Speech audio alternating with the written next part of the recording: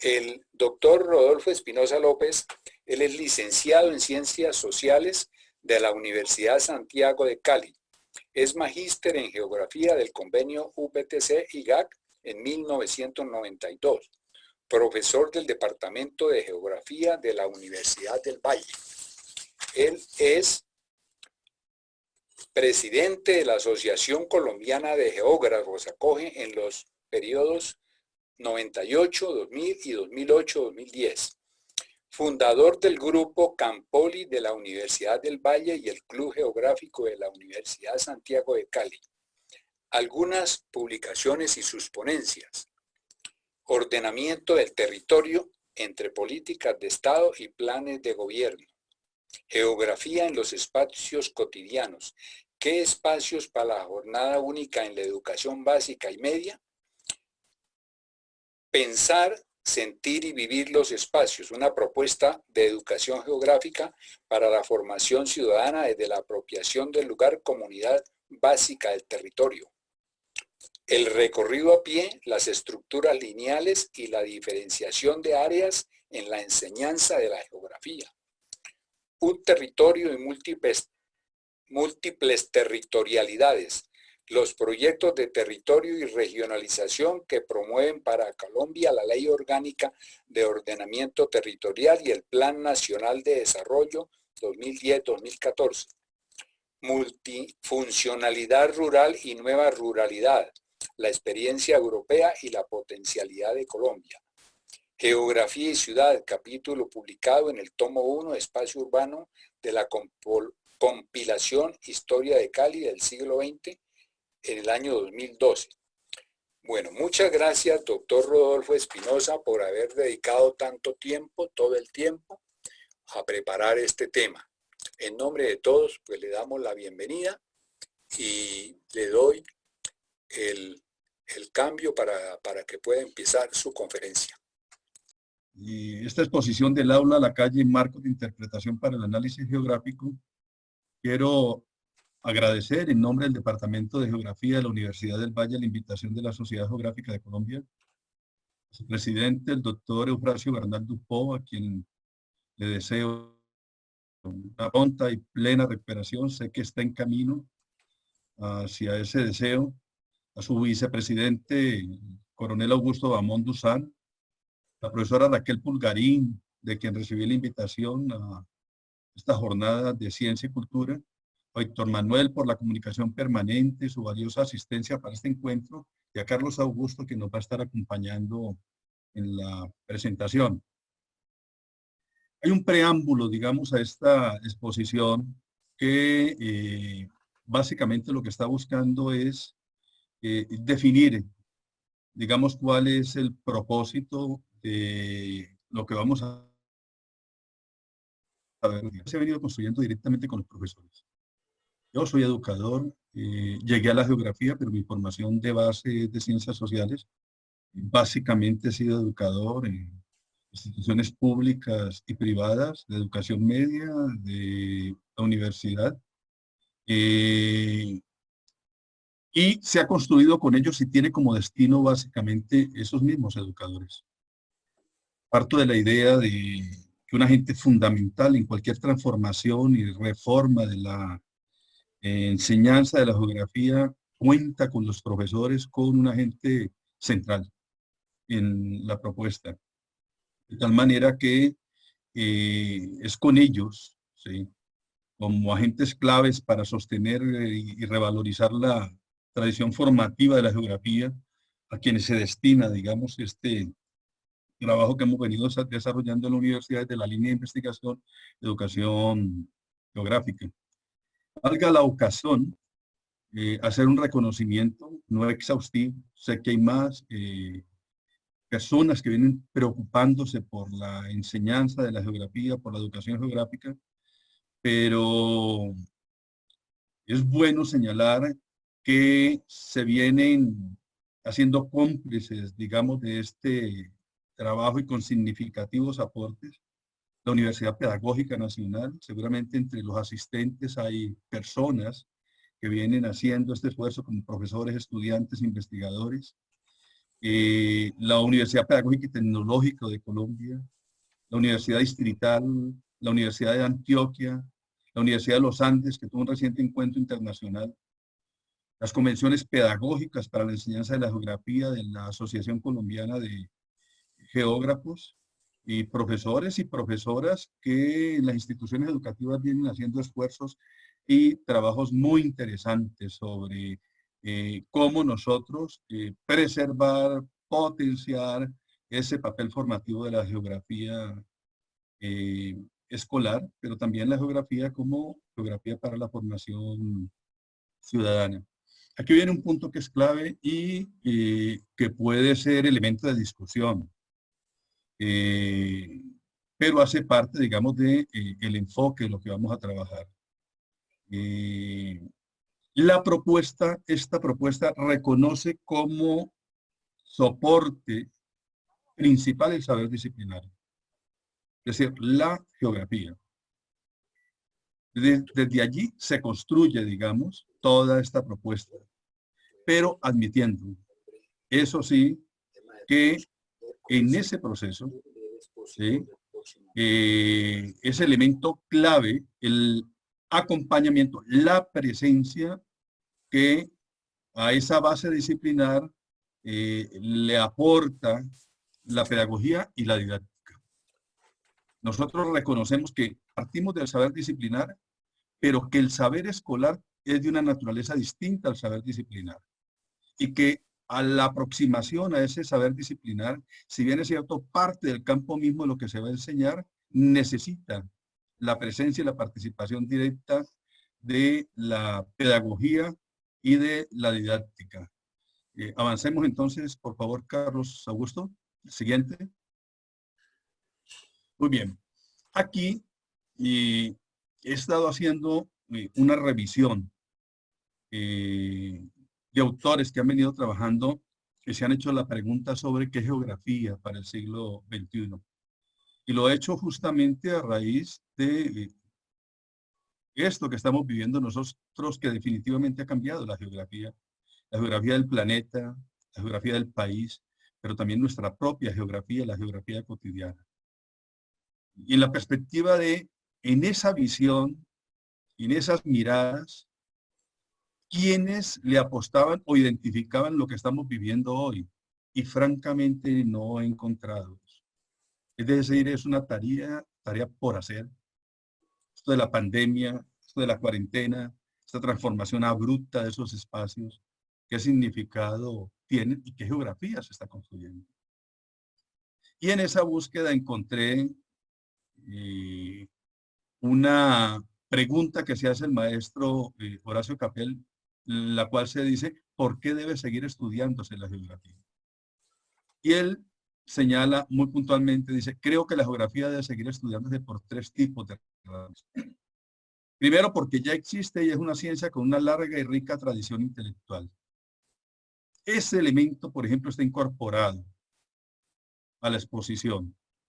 Es decir, eso de rica y larga tradición intelectual, ¿cómo se expresa?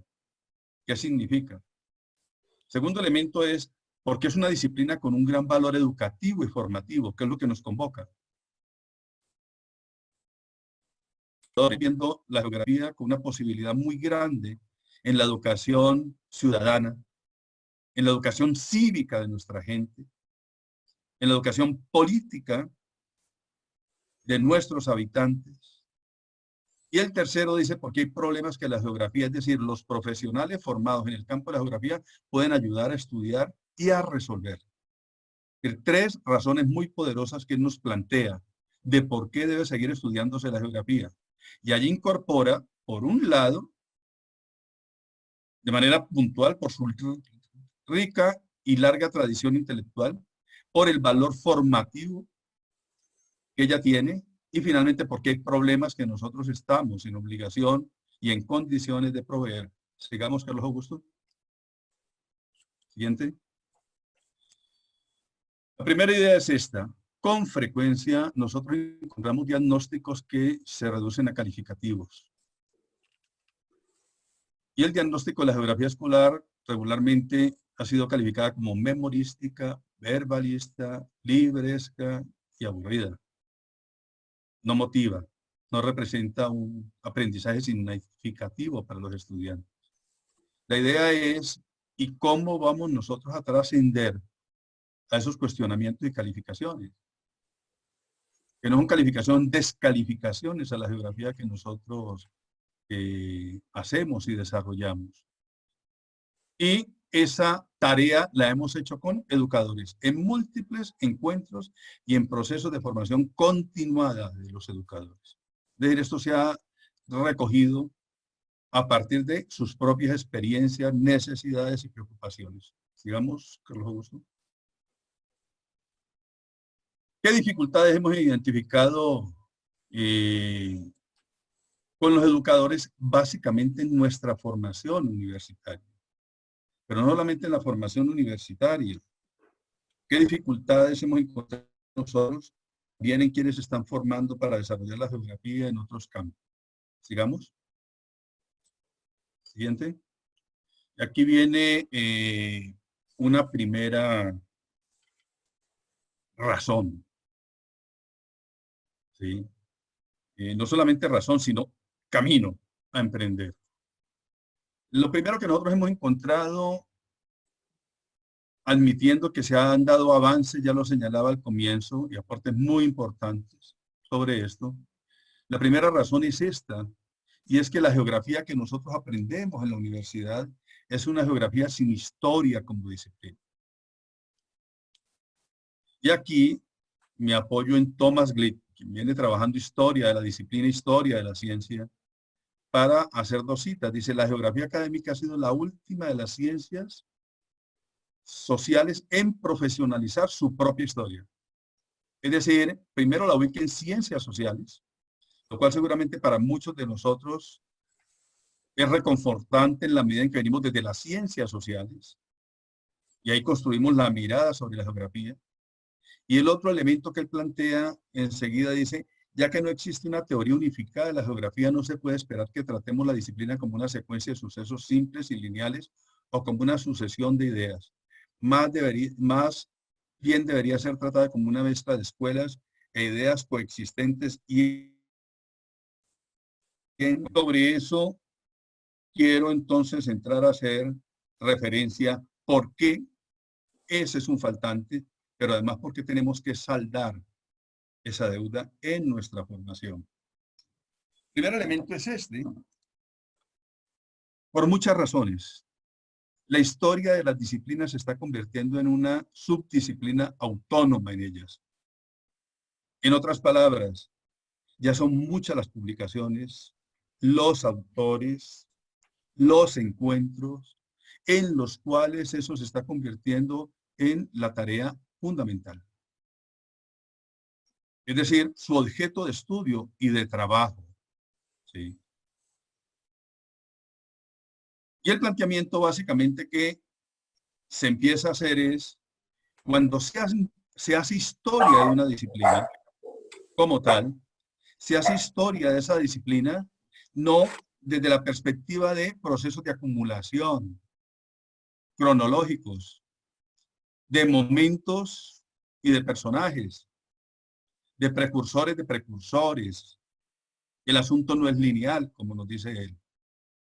Cuando nosotros hablamos de la historia de la disciplina, estamos haciendo un recorrido por los propios esfuerzos de la disciplina en la idea de construir mejores herramientas para poder alcanzar mejores explicaciones y mejores interpretaciones de ese objeto de estudio.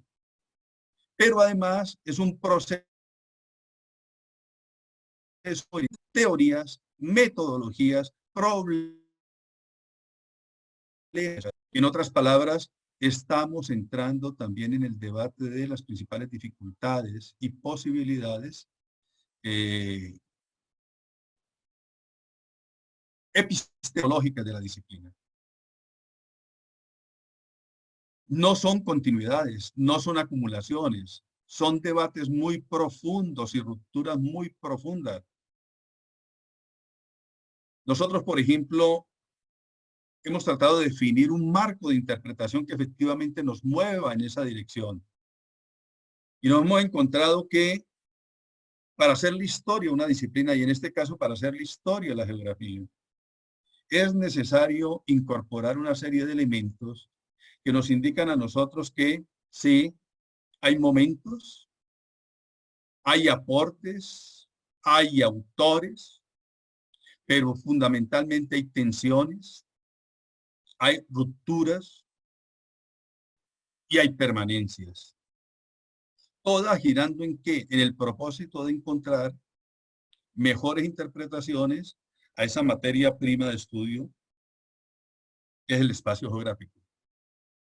Y son tensiones y son rupturas supremamente importantes a trabajar. De debates muy profundos y debates muy profundos en los cuales hay sustituciones, hay cosas que quedan y otras no. Y uno podría mencionar y cuáles serían esas posibilidades y por qué hay que conocerlas. Por ejemplo, uno podría decir, y eso del determinismo geográfico, ¿cómo entra con el posibilismo geográfico? ¿Cuáles son sus postulados? ¿Quiénes son sus autores? ¿Cómo se discute ese asunto? ¿Qué tipo de geografía plantean? ¿Cuáles son las cambian la unidad de análisis? Claro que cambia. En eso que Kuhn llama paradigma, a mí me parece que lo que más se acerca al paradigma en geografía es el determinismo geográfico, por su influencia, la influencia que ejerció en otros campos, con todo y que ella fue fruto de un legado mucho más amplio, un legado de contexto, que es la teoría de la evolución de Darwin, cómo escala en distintos campos. Y fue una confrontación, incluso una confrontación en la cual cambia la unidad de análisis. En el mismo territorio en el posibilismo francés, la unidad de análisis es la región. Si uno sigue avanzando, ¿sí? Y haciendo un salto, después del debate Schaefer-Hartshorne, se inicia todo un proceso y un debate que dio paso posteriormente a lo que se llamó nueva geografía. Una geografía cuantitativa, un enfoque inicialmente positivista, con el objetivo fundamental de estudiar la localización y la unidad de análisis eran las configuraciones territoriales. En ese proceso, la teoría locacional, heredada también, un aporte muy grande de la economía, puso en el centro del debate la localización como el elemento a trabajar. Pero muy pronto, y en el desarrollo interno de la geografía, aparecen elementos que empiezan a cuestionar esa formulación. Y empiezan a darse un valor distinto, por ejemplo, a la historia, los procesos y la secuencia de los procesos. A la conciencia que de los espacios tenemos los seres humanos. A la idea de que todo no se podía reducir a mediciones y que la localización involucraba elementos que ahí no se estaban teniendo en cuenta. Entonces aparece una geografía que es la geografía de la percepción. Pero además aparece al lado de la geografía de la percepción toda una propuesta geográfica que en la historia de la geografía le llaman geografía radical.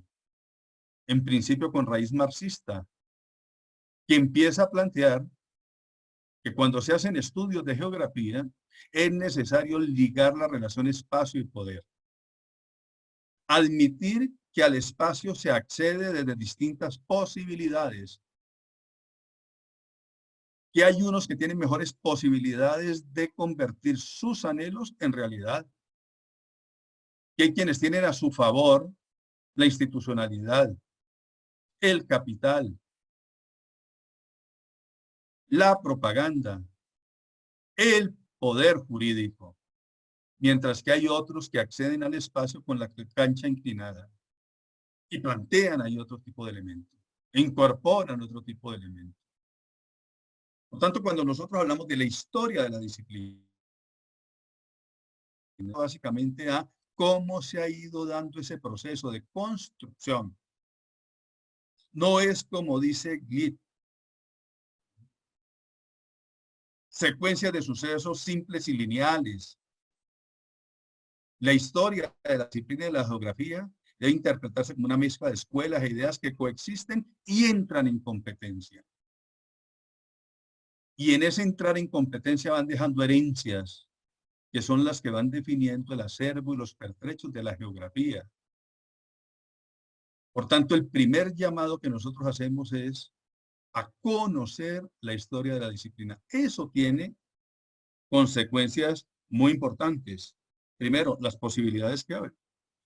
Porque es que cuando usted identifica esas tensiones, esas contradicciones, esos debates tan profundos, usted lo que está encontrando ahí son teorías, son metodologías, son problemas, son fuentes de información, maneras de recuperar esas fuentes de información y de tratar esas fuentes de información. En otras palabras, son miradas las que están apareciendo justamente ahí. Entonces, posibilidades para hacer una mejor geografía, para enseñar una mejor geografía. El segundo elemento tiene que ver con la autoestima. Cuando digo con la autoestima es que si a nosotros, por alguna razón, incluso para aquellos como en mi caso, empecé a tener conciencia de la geografía muy tarde de su significado, más fueron las puertas y oportunidades laborales las que fueron definiendo inicialmente un camino, pero luego conociéndola despertó una pasión y una conciencia por ella muy grande. Entonces, cuando nosotros decimos autoestima por el campo, es el compromiso que uno empieza a encontrar como opción. Y el tercer elemento que es fundamental, y es un elemento de identidad personal. Y cuando nosotros decimos de identidad personal es que uno, cuando se mueve en un campo disciplinar o en una profesión, siempre debe hacerse la pregunta, ¿sí? ¿Quién es uno? ¿A qué se parece el trabajo que uno hace? ¿Cuál es la identidad que uno tiene en el campo? Porque si uno no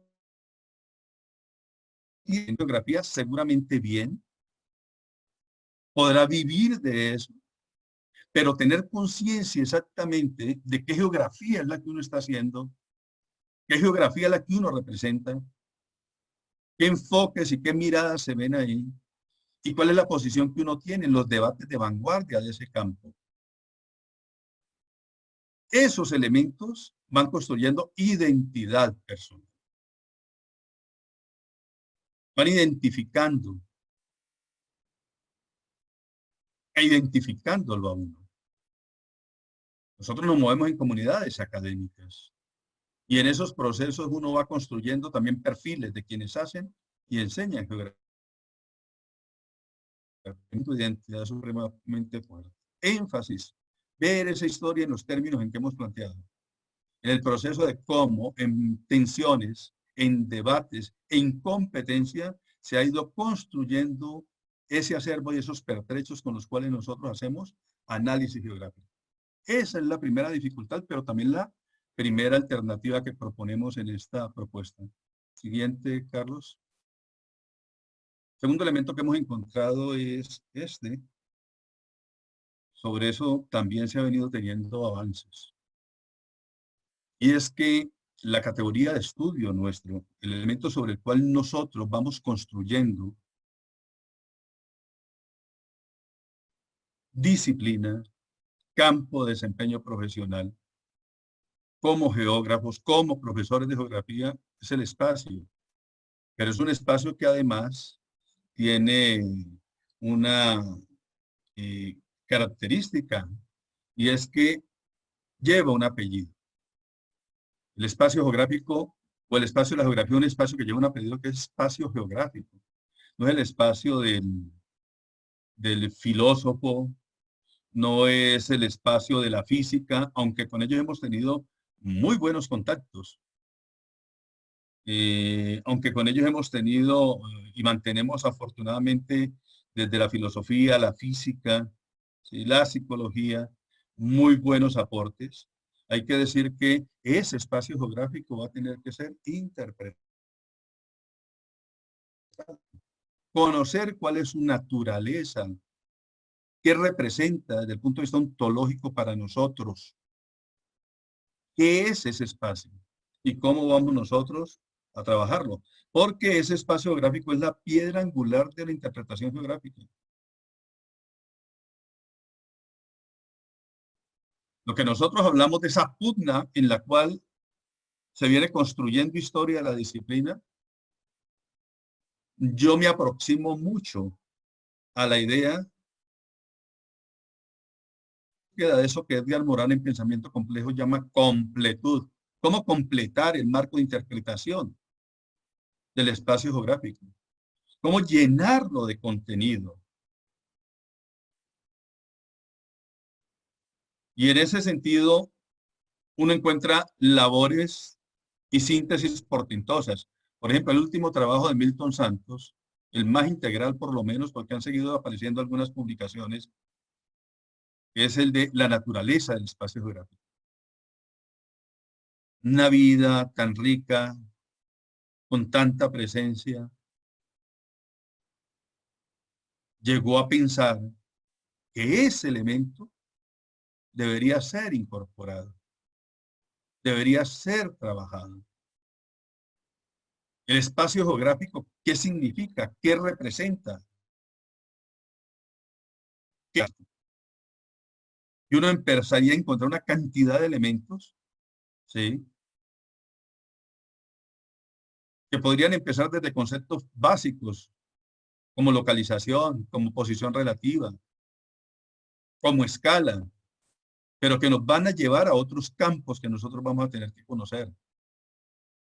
Y es que ese componente biofísico es fundamental en la interpretación cuando vamos a desarrollar un trabajo, cuando vamos a enseñar algo. Pero también tenemos que decir que el espacio geográfico es construcción social. Que en el espacio geográfico se accede de distintos agentes con posibilidades muy diversas. Por tanto, esa relación espacio geográfico y poder es clave en el análisis. Que los espacios geográficos tienen historia y que la historia es fundamental para poder interpretarlos e intervenirlos. Que los espacios geográficos son herencia. Que esa herencia deja huellas y que esas huellas tienen que aprender a ser leídas. Que el lenguaje de la geometría y de las matemáticas aparece en las formas. Que hay una relación muy estrecha entre procesos sociales y formas espaciales. Que el espacio geográfico tiene un componente subjetivo muy fuerte. Y va a ser parte de la realidad. Que las prácticas geográficas tienen representaciones y se expresan en imaginarios también. Es cómo lograr nosotros que efectivamente, ¿sí?, esta categoría la llenemos de contenido. Nosotros creemos que en la formación nuestra, en nuestro trabajo, el poder integrar, identificar en investigaciones y en trabajo las connotaciones que tiene ese espacio geográfico. Saber que con eso es que nosotros desarrollamos el análisis y proponernos tareas desde la educación. En ese recorrido largo de trabajo con educadores y el papel formativo y la tradición formativa de la geografía, entendiendo hoy la educación geográfica en la educación formal, pero también en la formación del ciudadano corriente. Milton Santos, en sus últimas menciones, murió preocupado. Y decía, nos estamos desempeñando desde la geografía y con pleno empleo en el Brasil, decía él, para hacer consultorías para las instituciones públicas, pero ¿cuál es el papel de la geografía como geografía ciudadana? Hugo Arroyo Hilera dice, es necesario pensar en una geografía para todos. David Harvey en Ciudades Rebeldes está planteando la necesidad de poder interpretar las ciudades, los movimientos sociales y el cómo nosotros podemos construir desde ahí opciones de transformación hacia sociedades menos excluyentes, a la justicia espacial y cómo podríamos nosotros integrar, ¿sí?, procesos en los cuales las transformaciones construyan realmente democracia. Y hemos hecho una simplificación que también la ponemos a consideración. Primer elemento que planteamos es, ¿y por qué una educación geográfica? ¿Sí? ¿Cuáles son los principios rectores? Y hemos hecho una propuesta que parece modesta, pero es muy compleja en su consecución. Esa propuesta es interpretar el espacio geográfico como dimensión de vida, no como un periférico. Ir a acercarlo a nuestra existencia y a nuestras necesidades. Y el segundo principio rector es convertir las prácticas espaciales cotidianas y de rutina, sus representaciones imaginarios en objetos de reflexión ciudadana. En objeto de reflexión ciudadana y de reflexión crítica. Eso es clave. Entonces, fíjense que son dos propósitos sencillos. Vincular la geografía como un campo que interpreta el espacio geográfico como una dimensión de nuestra existencia. Nosotros somos, entre otras cosas, los espacios que habitamos, los que nos acercan y nos repelen, aquellos que nos están reclamando comunión y no destrucción, pero al mismo tiempo nos están diciendo a nosotros, necesitamos formar ciudadanos que tengan la capacidad de convertir las prácticas cotidianas en objeto de reflexión. ¿Y cómo nosotros desde la geografía podríamos contribuir? ¿Cómo meternos y cómo sacar eso a la calle? Nosotros en geografía, en el departamento de geografía, hemos abierto un espacio que es de cara a la ciudad. Es como el departamento de geografía convoca, y hay que decir que la asistencia es muy buena, es una asistencia masiva. Incluso es de las pocas ocasiones donde nosotros vemos gente que no es de la universidad compartiendo los espacios. Ese espacio lo hemos llamado de un solo golpe, ¿para dónde va Cali? Y es debate de cara a la ciudad. Los últimos dos debates que dimos nosotros, a partir de ese propósito, fue uno que tuvo que ver con Cali, por ley, es distrito especial, tiene 5 calificativos larguísimos. No se sabe quién lo pidió, pero lo otorgaron. Y aparecía como el primer requisito a desarrollar en Cali, cambiar las 22 comunas en localidades. Y el tiempo que se entregaba era un tiempo absolutamente limitado. Entonces, se armó un equipo y estuvieron a punto de dividir a Cali en localidades. Y el debate, en principio, es un debate pueril, si 5, si 4, si 3, si 2, cómo hacerlas, si esa localidad debería ser solamente urbana y solamente rural, o si debería incorporar lo rural y lo urbano.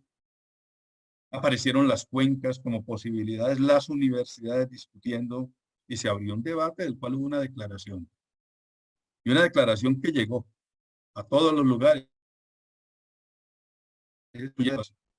Por fortuna esa carrera, y no porque nos hayan escuchado, seguramente entraron en razón, de formar localidades a las carreras, se paró. Se hizo la pausa para el debate. Y el siguiente punto que nosotros hemos venido trabajando aquí, o el tema que también convocó mucha gente, porque invitamos incluso a la institucionalidad a que venga a defender los proyectos, expertos, y participamos nosotros desde la geografía. Fue sobre el proyecto Tren de Cercanías y la primera línea Cali-Jamundí. Es un debate que se planteó y que nos saca a nosotros, la geografía de la universidad, a debatir en la calle. A ver si estamos en lo cierto o si estamos equivocados, pero siempre en la perspectiva de contribuir desde la geografía a esa discusión ciudadana. Digamos, este elemento que ya lo hemos venido trabajando. Profesores se quejan de que existe un profundo divorcio entre la geografía que enseñamos y la geografía que reclaman los espacios cotidianos de nuestros estudiantes. Y eso se expresa desde situaciones que, por fortuna, se vienen modificando. Por ejemplo, 9 años utilizando mapas y planos, más mapas que planos, y sin embargo encontramos ciudadanos que no tienen capacidad de entender esos códigos. Uno en las casas encuentra un calendario, pero muy rara vez el plano de la ciudad, lo que no ocurre en todas partes del mundo y en todas partes de América Latina. Un elemento muy diciente de esto que estamos planteando nosotros se vio con la jornada única, que fue una conquista democrática, reivindicada por las organizaciones gremiales, pero también por padres y ciudadanos. Niños que recibían de manera apretada o permanecían 5 horas en una institución, mientras otros tenían la posibilidad de 7 y hasta 8 horas diarias. Sin embargo, nosotros que nos movemos en geografía, y ahí va ese llamado a conocer muy bien ese espacio geográfico, olvidamos en ese momento que tiempo-espacio en la vida cotidiana se hace una sola categoría y que en los ambientes de aprendizaje, si se ampliaba la jornada, tenía que empezarse a pensar de una manera de esas instituciones educativas. La pregunta que nos tendríamos que haber hecho los educadores, las organizaciones gremiales, es ¿qué espacios para esa nueva temporalidad? Y la verdad es que los documentos que yo conozco son muy escasos. El coronel Bahamón señalaba uno de mis trabajos y era tratando de responder sobre eso. Entre otras cosas, porque quien en ese entonces estaba orientando eso como ministra de Educación, Gina Parodi, planteó una propuesta que está.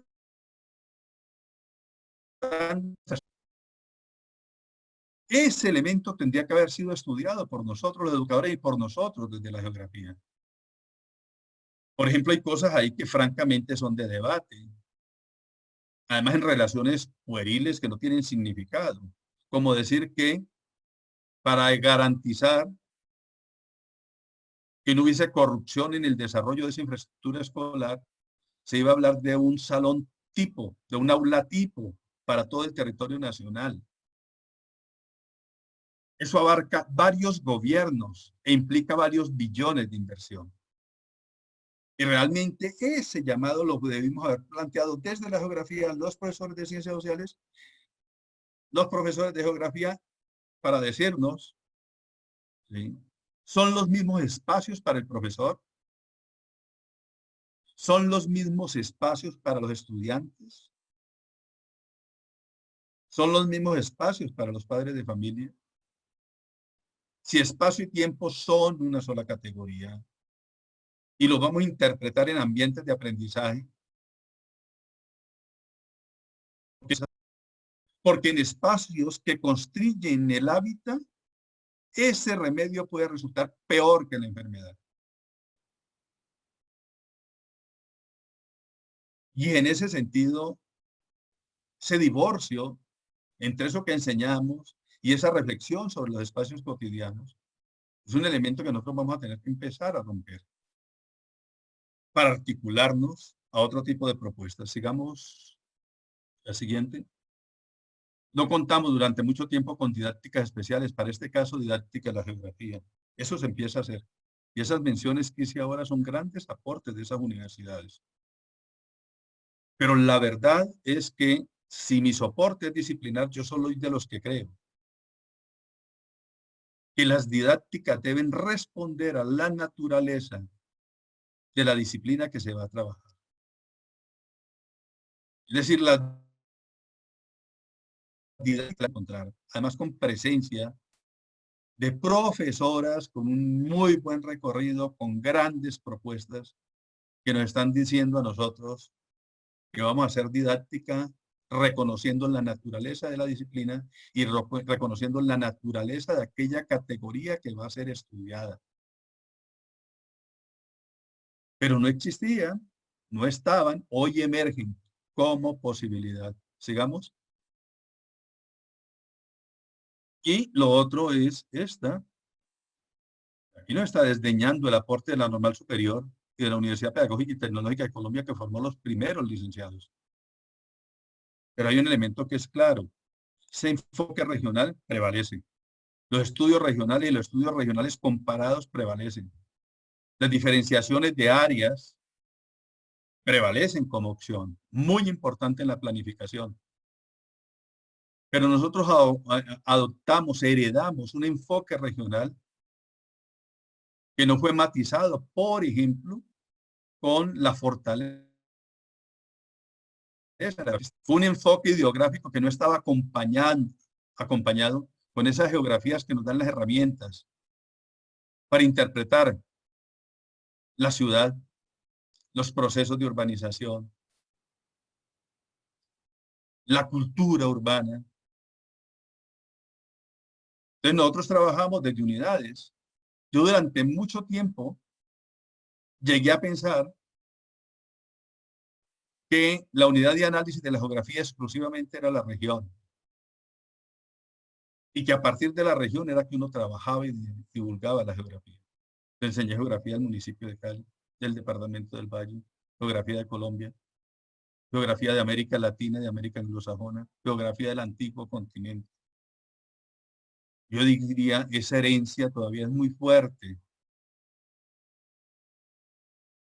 Se mantiene en principios rectores. Yo agradezco a esos profesores que me formaron y me estimularon para hacer geografía, pero definitivamente me perdí la posibilidad de conocer otros enfoques y de articular esa relación necesaria entre geografía sistemática y geografía regionales. Sigamos. Pues bien, nosotros hemos planteado, además de esos principios rectores, una propuesta que ha sido publicada, está publicada, ¿sí?, de educación geográfica que hemos llamado Pensar, Sentir y Vivir los Espacios. Y ese pensar, sentir y vivir los espacios básicamente recoge esta idea. Los espacios geográficos se piensan. Los espacios geográficos no se dan por azar.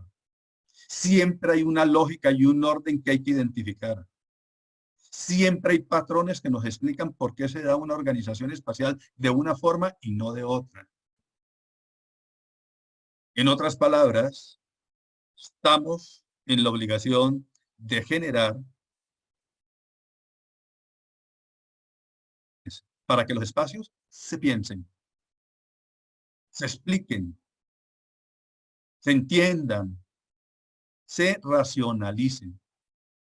El segundo elemento que hemos llamado nosotros es sentir, porque los espacios no solamente es ese mundo material, esas lógicas económicas y sociales que se van dando, sino que los espacios construyen identidad.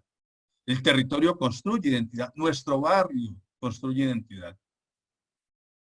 En otras palabras, hay un componente emotivo muy importante ahí. Por tanto, sentir los espacios, motivarnos por ellos, protegerlos, generar mejores relaciones, es una de las tareas que tenemos que desarrollar nosotros. Y finalmente, vivir los espacios, que tiene que decir una función muy utilitarista. De pronto subsanada con el sentir los espacios. Cuando decimos nosotros vivir los espacios, es que la geografía que nosotros enseñamos en la escuela y la geografía que divulgamos debe servirnos para resolver nuestros propios problemas, para orientar los criterios de selección y de determinación en decisiones que involucren los espacios. Debe servirnos para interpretar mejor esas lógicas, pero poderlas aplicar. Una de las cosas que nosotros hemos encontrado es que uno de los saldos en los POTs, estos incluyendo los de segunda generación, es preguntarles hasta dónde nosotros hemos logrado que nuestro ciudadano entienda, interprete y adapte en mejores condiciones los territorios que ocupan. Es una simplificación, pensar la lógica, sentir la emoción y vivir su significado práctico. Sigamos. En eso, porque se trata no solamente de anunciar, sino de decir, bueno, ¿y eso cómo se resuelve? Ya les mencionaba a ustedes para dónde va Cali. Son eventos con clientela. con gente que está llegando a los debates, que encuentra en la universidad la posibilidad de hacer sus preguntas. Pero entre muchos otros proyectos venimos desarrollando, para eso de la historia de la disciplina, el espacio geográfico, para desarrollar competencias críticas del ciudadano sobre los lugares que ocupa y nuevos compromisos con eso, porque también se trata de eso. Hemos desarrollado una serie de proyectos que están en marcha, de los cuales hay manifestaciones. Es decir, proyectos que podrían motivar también a que nosotros desde nuestros lugares los pudiésemos desarrollar. El primer elemento que nosotros planteamos, el primer proyecto, se llama El lugar de mi lugar en el POT municipal, y de eso ya hay resultados. Y es que nosotros encontrábamos que preguntamos cuál ha sido su participación y en eventos y en las aulas suya en ese proceso de construcción del POT de su ciudad. Y nosotros nos encontramos con que es muy raro encontrar que alguien diga, yo participé, estuve ahí, lo entendí, me sentí vinculado. Y entonces, de una hipótesis, planteamos una manera distinta de aproximar. Y esa manera distinta de aproximar parte de la idea de que los seres humanos construimos los espacios que habitamos a partir de una mirada egocéntrica. Es decir, los espacios más próximos. Desde Kevin Lynch y desarrollos posteriores eso se ha visto. Entonces hemos dicho, bueno, ¿por qué no apelamos a un recurso pedagógico? Y es, hágase esta pregunta. ¿Cómo va mi universidad en el POT municipal? ¿Cómo va mi escuela en el POT municipal? ¿Qué del POT municipal involucra mi localidad o mi comuna? Si atienden mis problemas en el POT municipal. Y hemos encontrado trabajos que son muy interesantes, porque no se trata de reducir la escala de análisis. Al contrario, es un punto de partida, pero para ampliarla. Y ampliar la mirada hacia la ciudad o hacia el municipio. Entonces encontramos trabajos en eso del lugar de mi lugar, en el POT municipal.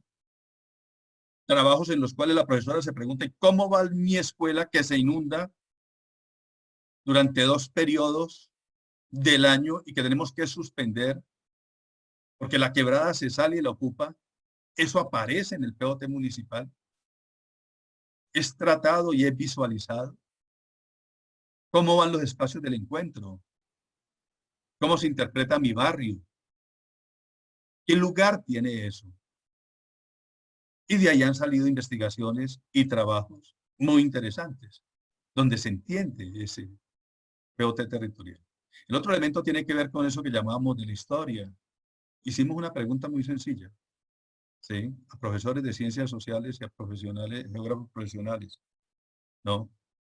Y sobre opciones de trabajo, y hemos encontrado en esas opciones de trabajo, uno, para resolver lo de la historia de la disciplina. Estamos haciendo un trabajo que es un trabajo muy exploratorio, ¿sí? Voy a irme al tercer punto aquí, geógrafos en la escuela, y es trabajos de grado y trabajos de investigación. Porque le preguntábamos a los profesores de qué geógrafos usted se acuerda, y se acordaban de 2 o 3 geógrafos importantes. Por ejemplo, en geografía física de Manuel de Martón lo aparecía, textos escolares, pero realmente geógrafos que han construido la historia de la disciplina no aparecían. Pues nos hemos dado a la tarea de plantearnos esto, cómo llevamos el pensamiento de esos geógrafos a la escuela. Cómo, reconociendo que el saber escolar de una naturaleza distinta, nosotros hacemos didáctica. Y han resultado trabajos muy interesantes. Por ejemplo, trabajos donde, eso que llama geografía anarquista de Kropotkin, estudiantes leen 3 o 4 de sus obras, desarrollan todo un trabajo de análisis y luego se comprometen a plantearse cómo podrían aterrizar en la escuela e iluminar el trabajo de nosotros los maestros. De Yi-Fu Tuan, por ejemplo, la geografía humanista, muy conocida por su libro Topofilia. Un par de estudiantes tomaron Topofilia, El hogar y el cosmos, y el otro libro que tomaron fue la autobiografía ¿Quién soy yo?, de Yi-Fu Tuan. Y a partir de ahí la reconocieron y la aproximaron a la escuela. Empezaron a hacer historia, pero empezamos a encontrar nosotros teorías y metodologías de trabajo y opciones nuevas para la didáctica. Y el sociales y geógrafos profesionales lo dejé de último porque esto tiene un significado práctico muy grande. Las grandes transformaciones que se vienen dando en la geografía escolar está incorporando equipos de trabajo, donde hay geógrafos y geógrafas profesionales, pero también hay profesores, pedagogos, expertos en didáctica, y en nuestro caso son profesores de ciencias sociales.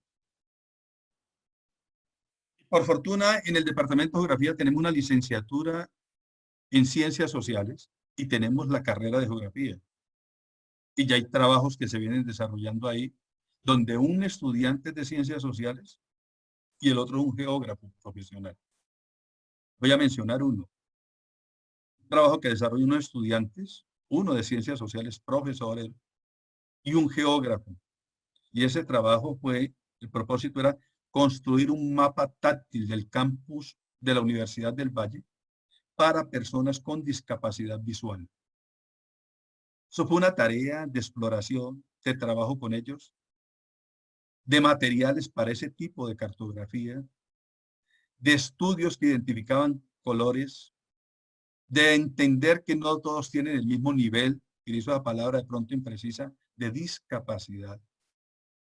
Y lo que quiero decir es que hoy en día las grandes transformaciones en la educación geográfica escolar se está haciendo por equipos de trabajo. Incorporan profesionales en el campo de la geografía y están incorporando profesionales, profesores de ciencias sociales y de geografía. A propósito, dos asignaturas que tienen una tradición muy fuerte escolar, que son la historia y la geografía. La historia ya tiene licenciatura en historia. Como hay licenciatura en filosofía, en geografía, todavía en Colombia no la tenemos. Y esto uno lo encuentra en trabajos, por ejemplo, trabajo de Barney Nisman, de Peter Gould. A mí me sorprendió mucho cuando una persona que había conocido a Peter Haggett en modelos para geografía humana, en un discurso geográfico muy ligado a la matemática, de pronto irrumpe un texto escolar, ¿sí?, que propone una nueva síntesis para la geografía o una nueva manera de ver la geografía. Y cuando uno va a mirar, autor Peter Haggett, pero lo acompañan 6 o 7 personas, hicieron ese trabajo de integrar el saber geográfico, ¿sí?, y convertirlo en una opción para la formación.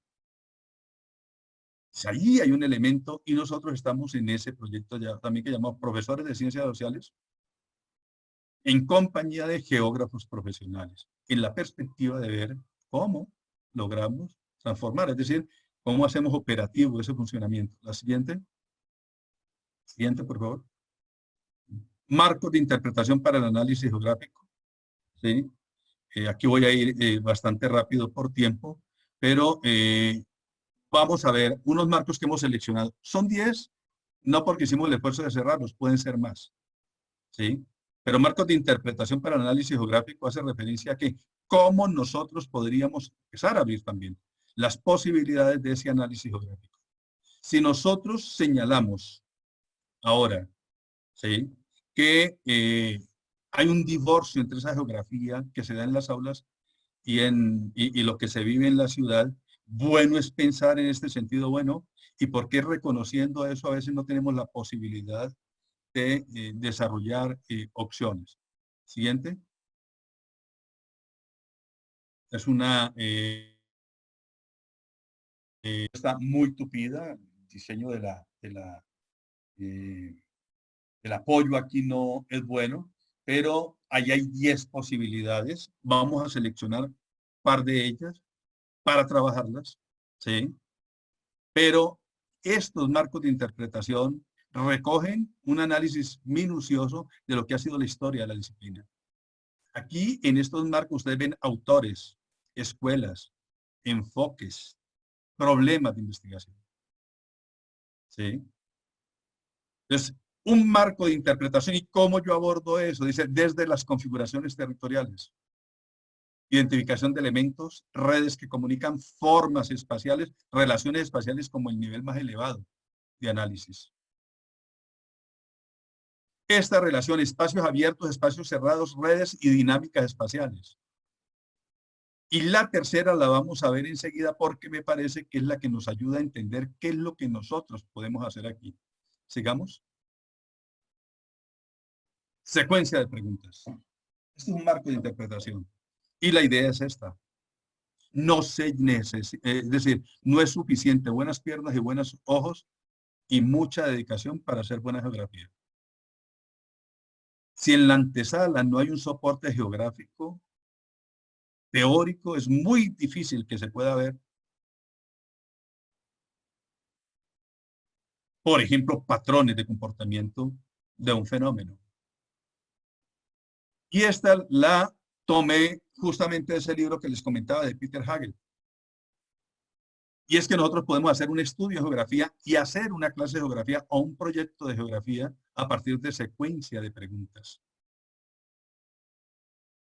Secuencia de preguntas que regularmente en la geografía tradicional, por lo menos la que yo aprendí, se quedaba en las dos primeras formulaciones. Y esa secuencia es la distribución espacial del área estudiada. Primer elemento que yo tendría que decir es, ¿y cómo es esa distribución? Es la descripción. Pero esa descripción que es, o ese resultado que es producto, esa distribución que es producto, ¿sí? No nació de la noche a la mañana, sino que eso tiene una historia. La pregunta siguiente que se propone es, ¿por qué esa distribución espacial y no otra? Y eso implica hacer la historia al proceso. La siguiente pregunta es, ¿cuál es la tendencia de distribución? Porque nosotros no estudiamos los espacios congelados. Los espacios se transforman permanentemente. De un lugar habitado por ustedes o visitado por ustedes de uso comercial y lo que van a encontrar es cambios enormes por esto que ha pasado. Estoy seguro que muchos de los avisos de los negocios que habían ahí desaparecieron. Y en sustitución aparecen ofrecimientos de arrendamiento. Y nosotros no podemos ver eso ahora sin ver qué escenarios futuros en esas condiciones se darían. Viene la otra pregunta, que es el diagnóstico. ¿Es esa la distribución espacial adecuada? Es la que nos va a decir en dónde hay anomalías, en dónde hay dificultades. Y la última pregunta es, bueno, ¿qué y cómo afectar esa distribución para acercarla a la distribución espacial deseada? ¿Qué intervención hacemos nosotros ahí? Qué bueno que uno pudiera encontrar clases de geografía que lograran hacer todo ese barrido y todo ese recorrido. Que pudieran sumergirnos a nosotros no solamente en entender que hay una secuencia, que hay una realidad, sino que esa realidad puede ser modificada. Y en esto volvemos a la necesidad de conocer el espacio y su naturaleza. La siguiente. Esta simplemente lo voy a mencionar como un ejercicio de trabajo.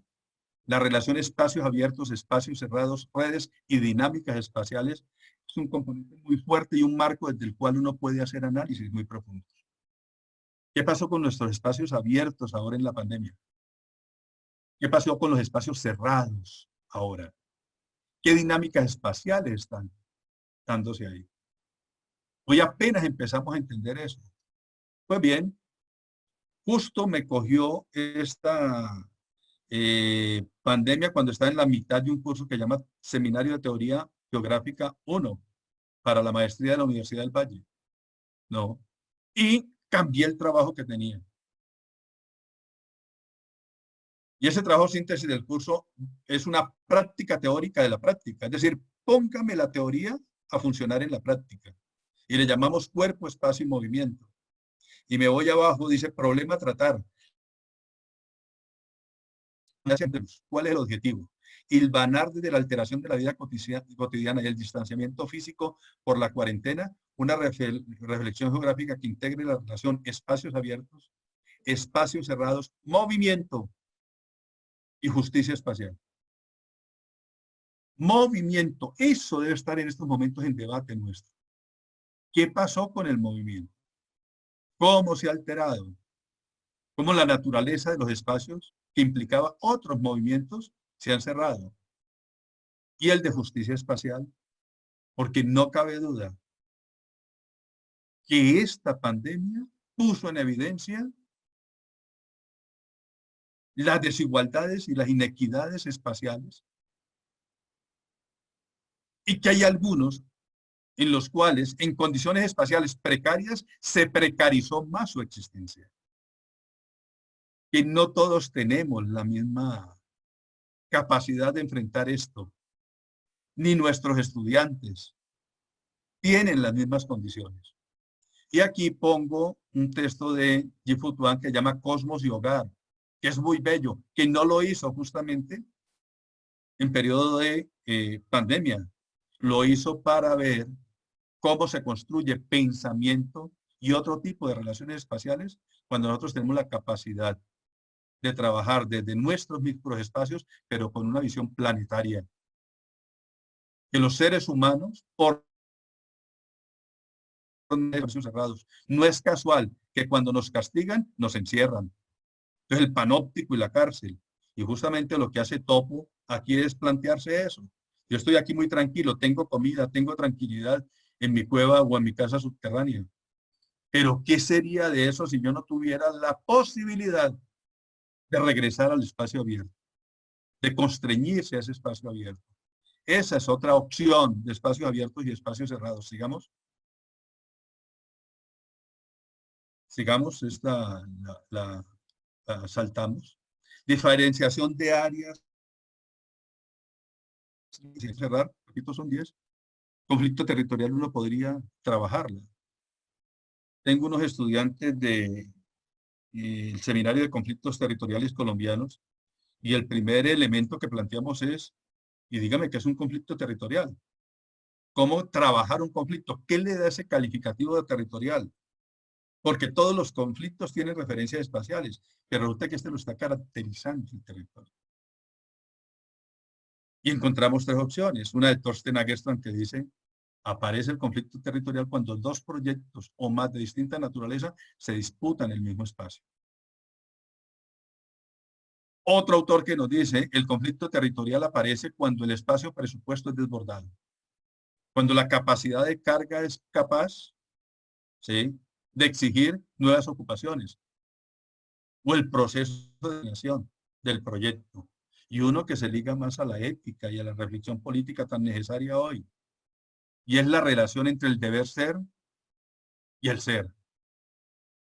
El páramo de Santurbán, por ejemplo, es un muy buen ejemplo de lo que podría ser ese debate entre el ser y el deber ser. Pero quiero finalizar para ilustrar y para motivar esto, lo de límites y contenidos. Y un poco para reivindicar los estudios regionales y las diferenciaciones de áreas. Para Richard Hartshorne, el objeto de la geografía es la diferenciación lógica, racional y rigurosa de las áreas. La región es una posibilidad todavía muy grande de trabajo. ¿Sí? Y este planteamiento. Los límites y los contenidos son los elementos a partir de los cuales uno puede estructurar un análisis regional. Toda región, incluso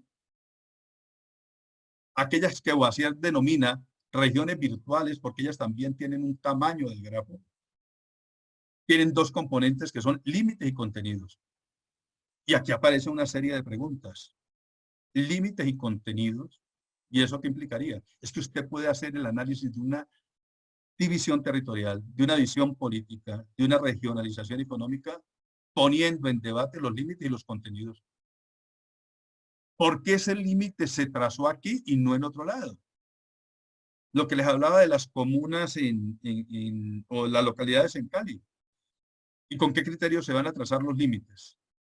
Porque hemos tenido experiencias desastrosas. Aquí tenemos un límite tratado de una manera burocrática, por ejemplo. Voy a recordar corregimientos. ¿Sí? La montañita en Jumbo, donde el límite que trazaron, porque seguramente se veía en el plano, ¿sí?, o en el mapa, fue una carretera que atraviesa el corregimiento.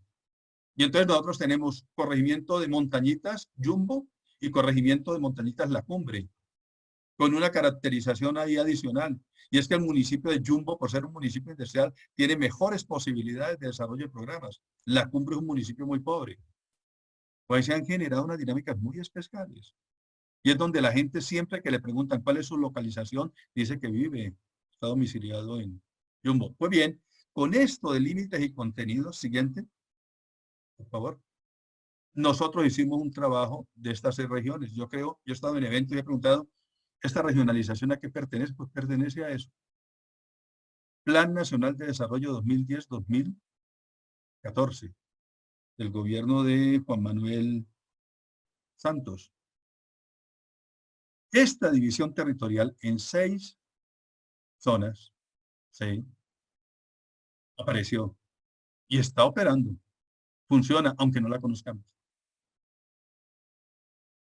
Y ese documento es operativo, claro. ¿Por qué razón? Porque aparece simultáneamente cuando están discutiendo el Sistema Nacional de Regalías, cuando estaba discutiendo la ley de tierras. Incluso de manera abrupta, y de esto no nos dimos cuenta nosotros, apareció la Ley Orgánica de Ordenamiento Territorial de una manera abrupta. Nosotros veníamos haciéndole el seguimiento a eso y teníamos como 18 o 20 proyectos de Ley Orgánica de Ordenamiento Territorial, y eso es tan delicado que no se estudiaba. Pero resulta que desde la noche a la mañana la Ley Orgánica de Ordenamiento Territorial, de la cual se acuerda muy poca gente hoy, fue aprobada a pupitrazo. Pero fue aprobada a pupitrazo, ¿por qué? Porque se necesitaba ese marco orgánico jurídico para empezar a hablar de regiones. Y estas regiones entonces no aparecen ahí, sino que están cobijadas y aparecen en un Plan Nacional de Desarrollo. Y se crearon básicamente. Y son estas 6 regiones.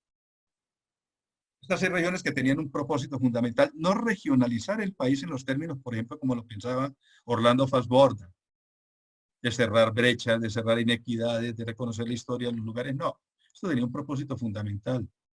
Y es generar en la estructura de municipio, departamento, país, otro nivel, ¿sí?, intermedio, igual al del departamento, que se llamen regiones.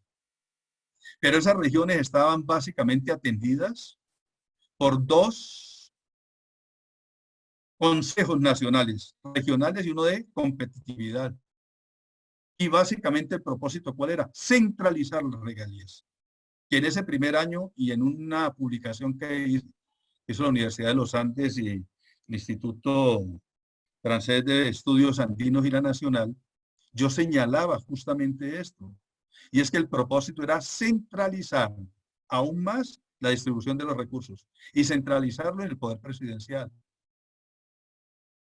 ¿Por qué razón? Porque las regiones no tenían competencias claras y no tenían mandatarios que pudieran ejercer y solicitar desde ahí.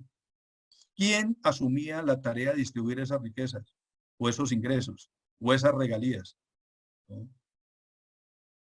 Pues desde la Presidencia de la República, a través de Planeación Nacional y a través de esos 2 consejos que se crearon, consejos regionales de competitividad. Pues quiero decirles que hicimos nosotros el análisis de eso, de ese trabajo, y lo hicimos desde el componente límites y contenidos. Sigamos, por favor. La última exposición, entonces regresemos a la anterior. Pues bien, empezamos a hacer nosotros este análisis. Simplemente plantearlo. Primero, la enorme primacía de la zona 1 central. Esa que ustedes ven en rojo, que además en el color se destaca sobre todo.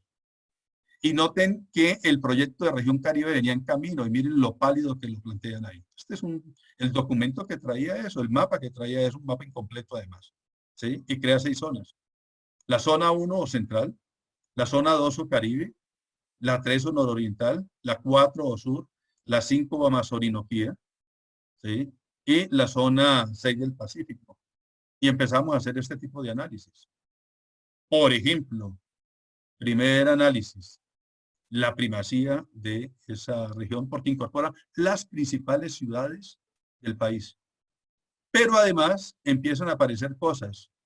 Por ejemplo, ligada a la región central, ¿sí?, ligada a esta región central, se ubican y se toma Bucaramanga. Y uno se pregunta, ¿y por qué Bucaramanga? ¿Y por qué de pronto no se le dejó para esa zona nororiental, más débil? ¿Por qué no se le dio más peso? Lo mismo ocurrió, por ejemplo, con ese triángulo en Boyacá, de Tunja, Duitama y Sogamoso. ¿Por qué no se dejó para polarizar Villavicencio y Neiva en la zona nororiental o en lo que llamaron Amazorinoquía, porque crearon esa región? ¿Qué implica, digamos, que eso haya aparecido en esas condiciones? Y lo que encuentra entonces es una serie de elementos que desde esos límites empiezan a ser discutidos, porque el límite llegó allá. Y entonces uno llega a una conclusión, y es que el propósito no era cerrar brechas, ¿sí? Y entonces de aquí uno puede derivar muchas ideas. Una idea es esta, ¿no? Esa regionalización cumplía el propósito de centralizar en toda la tostada. Decía en ese entonces el ministro Echeverry, es que vamos a repartir la mermelada, utilizó esa palabra, ¿sí? En toda la tostada. Y eso lo vamos a hacer ¿desde dónde? Desde el gobierno central. Entonces dijimos, bueno, en esa reflexión, ¿los límites se descubren o los límites se imponen?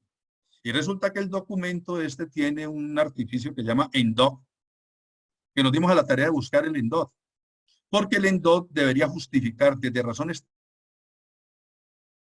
los límites se trazaban por un lugar y no por otro. ¿Y por qué al norte, por ejemplo, a la región nororiental, le sustrajeron a Bucaramanga? ¿Por qué no dejaron como puntos de contacto Neiva o Huila? Que son elaboraciones. Sobre eso podrá haber debate. Pero la idea aquí es cómo construimos pensamiento desde esa simplificación. En ese texto que publiqué hay una nota de un periódico de Cúcuta donde dice, en Sorna, dice, amanecimos llaneros, porque como ustedes ven, vincularon norte de Santander y a Cúcuta con Arauca, con Yopal y con los llanos. Y reclamaban eso. Y finalmente lo que ocurrió es esto. Los alcaldes y gobernadores empezaron a quejarse porque no tenían injerencia directa en la distribución de esos recursos. Yo escuché a alcaldes y a gobernadores decir que había que ir con totuma o con el sombrero a ver qué les daban desde el gobierno central. Antier entró un nuevo, ya está para la firma del presidente, ya hizo el tránsito por el Congreso, una nueva ley que habla del Sistema Nacional de Regalías, porque definitivamente este tenía problemas grandes. Ojalá haya mejorado, no lo he estudiado. Entonces, cuando nosotros decimos marcos de interpretación para el análisis geográfico, es básicamente esto. No se llega al análisis geográfico desprovisto de un marco teórico de referencias conceptuales que nos permita hacer el análisis. Ese soporte teórico y metodológico tiene que estar presente. Y hay muchas opciones para hacer una clase distinta, para hacer geografía desde otros elementos. Finalmente invoco, qué importante que hoy los maestros estuviéramos haciendo ese análisis de esa relación de espacios abiertos, espacios cerrados, movimiento y justicia espacial. Ese es un marco de referencia y de análisis y es una simplificación que justamente nos aproxima a hacer comprensiones mucho más complejas en geografía. Bueno, aquí termino. Muchas gracias. Un poco largo y gracias a todos ustedes por la atención.